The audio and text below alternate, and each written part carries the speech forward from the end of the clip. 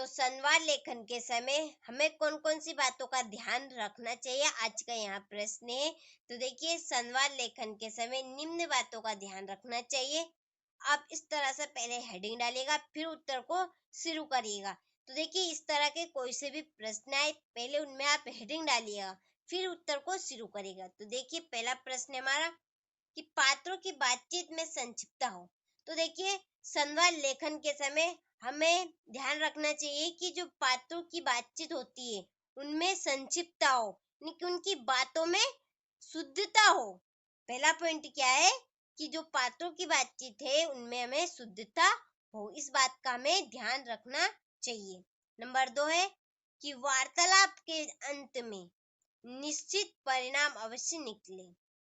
तो देखिए, जब हम संवाद लेखन लिखते हैं तो हमें ध्यान रखना चाहिए कि जो भी वार्तालाप होती है उसके अंत में एक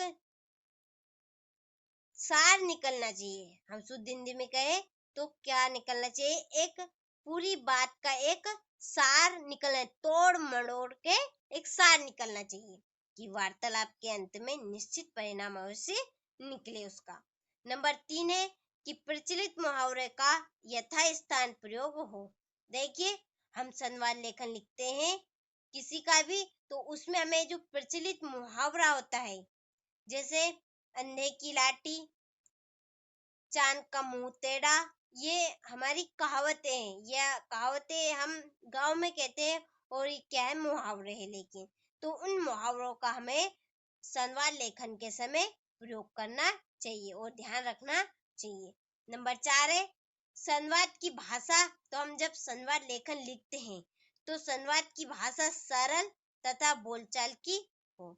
जब हम संवाद लेखन लिखते हैं तो उस समय हमें ध्यान रखना चाहिए कि संवाद की भाषा सरल तथा बोलचाल की हो। तो देखिए, 4 पॉइंट है, 4 ही पॉइंट सरल है। पहला पॉइंट था हमारा कि पात्रों की बातचीत में संक्षिप्तता हो।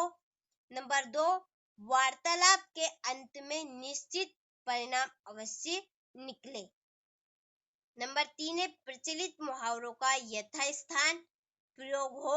और नंबर 4 है कि संवाद की भाषा सरल तथा बोलचाल की हो।